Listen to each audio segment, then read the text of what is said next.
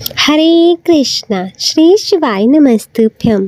प्रिय भक्तजनों, आप सभी का स्वागत है शिव भक्ति सागर में। भगवान शंकर और माता पार्वती की कृपा आप सभी पर सदैव बनी रहे। भगवान भोलेनाथ आप सभी का कल्याण करें।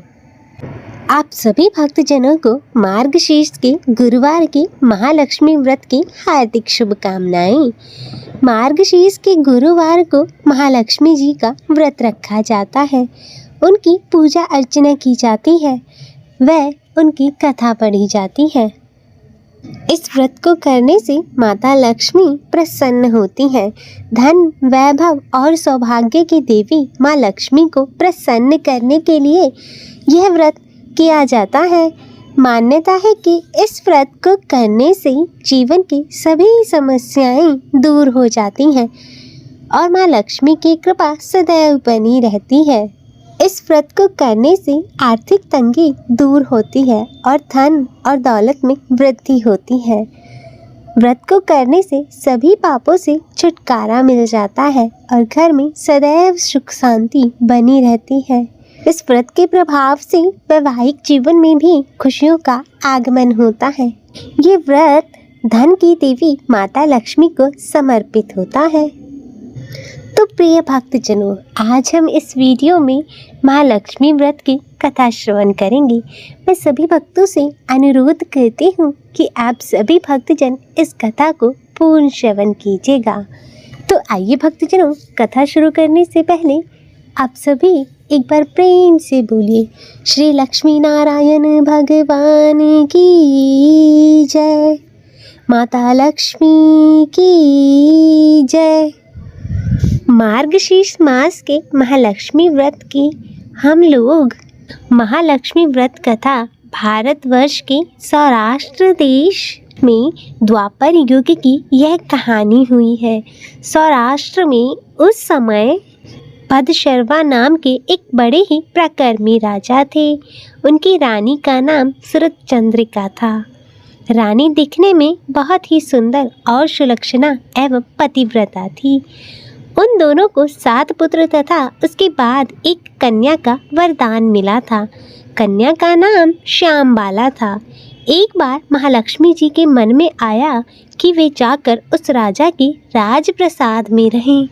इससे राजा को 2 गुनी धन दौलत की प्राप्ति होगी और वह इस धन दौलत से अपनी प्रजा को सुख दे पाएगा। गरीब के घर में अगर रहे और उसे धन दौलत प्राप्त हो तो वह स्वार्थी की तरह केवल अपने ही ऊपर उसे खर्च करेगा। यह सोचकर माता लक्ष्मी ने बूढ़ी ब्राह्मण स्त्री का रूप धारण किया। हाथ में लाठी लिए लाठी के सहारे रानी के द्वार तक पहुंची। यद्यपि उन्होंने बूढ़ी औरत का रूप धारण किया था, पर उनके चेहरे पर देवी का तेज था। उन्हें देखते ही एक दासी सामने आई। उन्होंने इनका नाम, दाम, काम, कर्म सब पूछ डाला। वृद्ध ब्राह्मणी का रूप धारण करे हुए माता लक्ष्मी ने कहा, बालिके, मेरा नाम कमला है। मेरे पति का नाम भुवनीश है। हम द्वारिका में रहते हैं। तुम्हारी रानी पिछले जन्म में एक वैश्य की पत्नी थी। वह वैश्य गरीब था। दरिद्र के कारण रोज घर पर झगड़े होते थे तथा उसका पति उसे रोज मारता था। इन बातों से तंग आकर वह घर छोड़कर चली गई तथा वन में, जंगल में खाली पेट भटकने लगी। उसकी इस दुर्दशा पर मुझे दया आ गई। तब मैंने उसे सुख संपत्ति देने वाले श्री लक्ष्मी व्रत की कथा सुनाई। मेरे कहने पर उस स्त्री ने महालक्ष्मी व्रत किया। श्री महालक्ष्मी प्रसन्न हुई और उसकी गरीबी दूर हुई। उसका घर संसार दौलत संपत्ति से भर गया। बाद में पति पत्नी दोनों परलोक सिधारे। लक्ष्मी व्रत करने के कारण वे लक्ष्मी लोक में रहे। उन्होंने जितने साल महालक्ष्मी व्रत किया उतने हजारों साल उन्हें सुख भोग मिला। इस जन्म में उसका जन्म एक राजघराने में हुआ, परंतु वह श्री महालक्ष्मी व्रत करना भूल गई। मैं उसे यहाँ यह याद दिलाने आई हूँ। बुढ़िया की बातें सुनकर दासी ने उन्हें प्रणाम किया। श्री महालक्ष्मी व्रत के किस तरह किया जाए इस बारे में बुढ़िया रूप धारण किए हुए श्री महालक्ष्मी माता ने दासी को पूजा की विधि तथा महिमा बताई। इसके बाद वह दासी माता को प्रणाम कर रानी को अंदर बताने चली गई।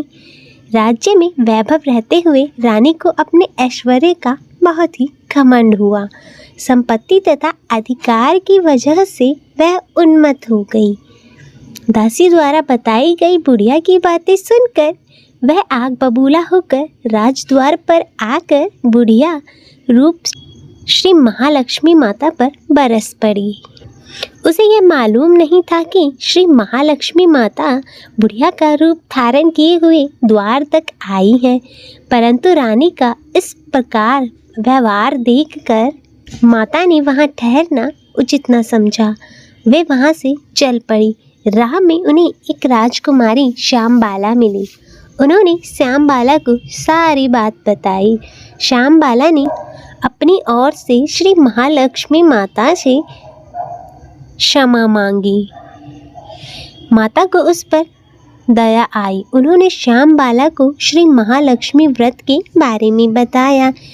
उस दिन अगहन यानी मार्गशीर्ष माह का पहला गुरुवार था।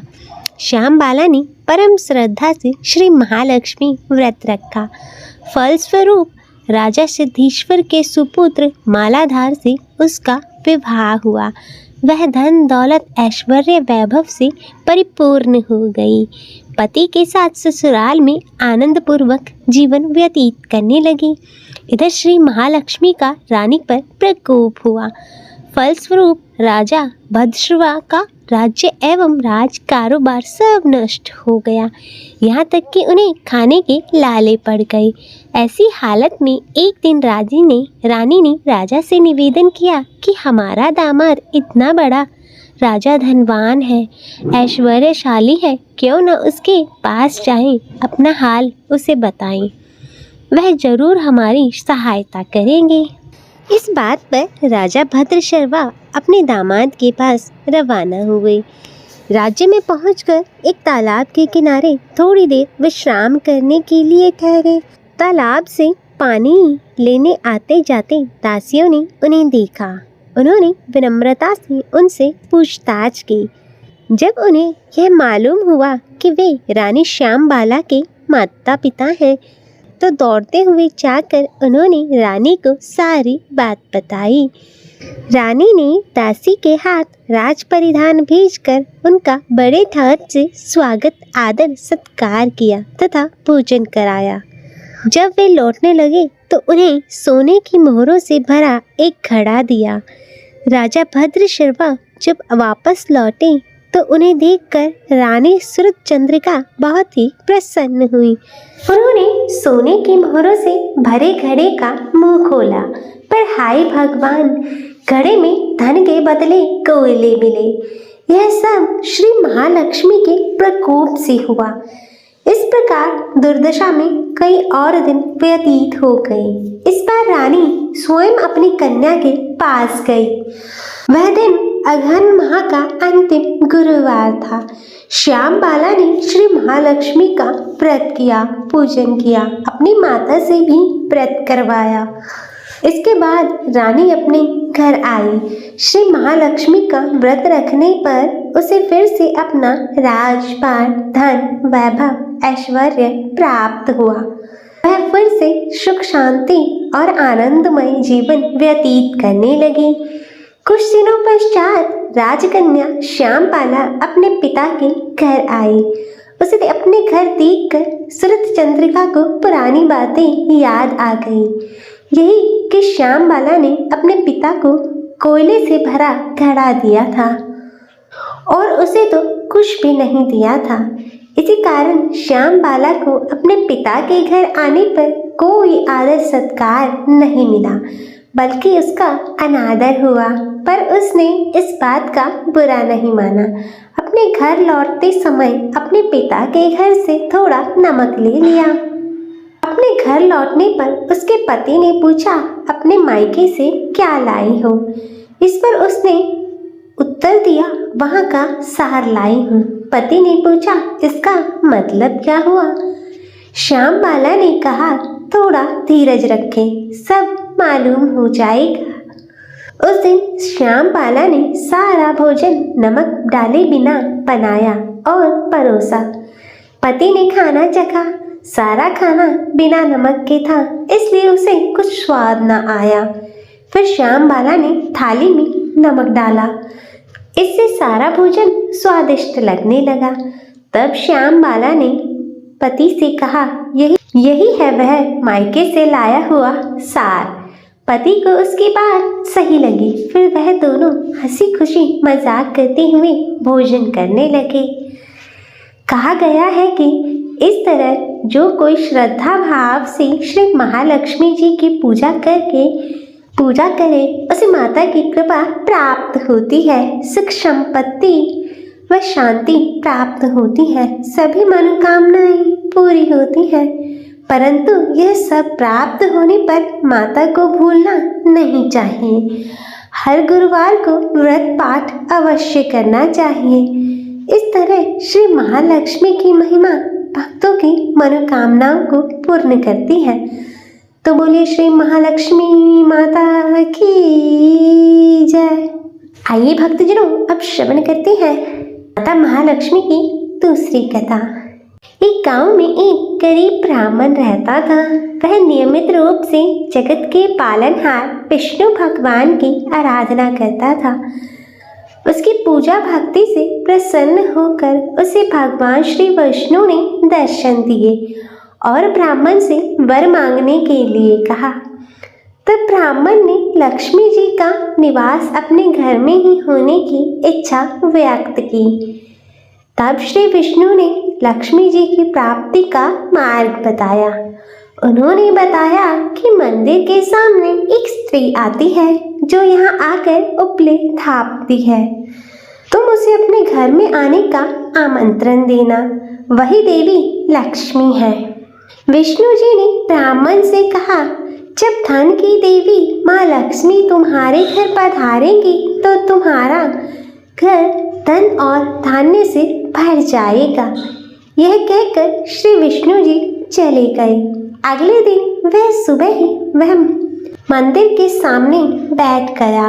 लक्ष्मी जी उपले थापने आई तो ब्राह्मण ने उनसे अपने घर पर आने का निवेदन किया। ब्राह्मण की यह बात सुनकर लक्ष्मी जी की समझ आ गई कि यह सब विष्णु जी के कहने से हुआ है। लक्ष्मी जी ने ब्राह्मण से कहा कि मैं चलूंगी तुम्हारे घर, लेकिन इसके लिए तुम्हें पहले महालक्ष्मी व्रत करना होगा। 16 दिनों तक व्रत करने और 16वें दिन रात्रि में चंद्रमा को अर्घ्य देने से तुम्हारा मनोरथ पूर्ण होगा। ब्राह्मण ने देवी के कहे अनुसार व्रत और पूजन किया और देवी को उत्तर दिशा की ओर मुंह करके पुकारा। इसके बाद देवी लक्ष्मी ने अपना वचन पूरा किया।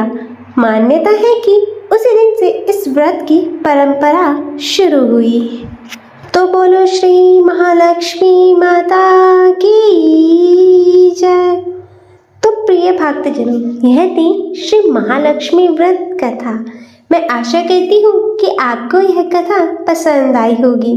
वीडियो अच्छी लगे तो इसे लाइक करें, शेयर करें और चैनल को सब्सक्राइब कर कमेंट में जय लक्ष्मी माता लिखना ना भूलें और नोटिफिकेशन बेल को जरूर ऑन करें।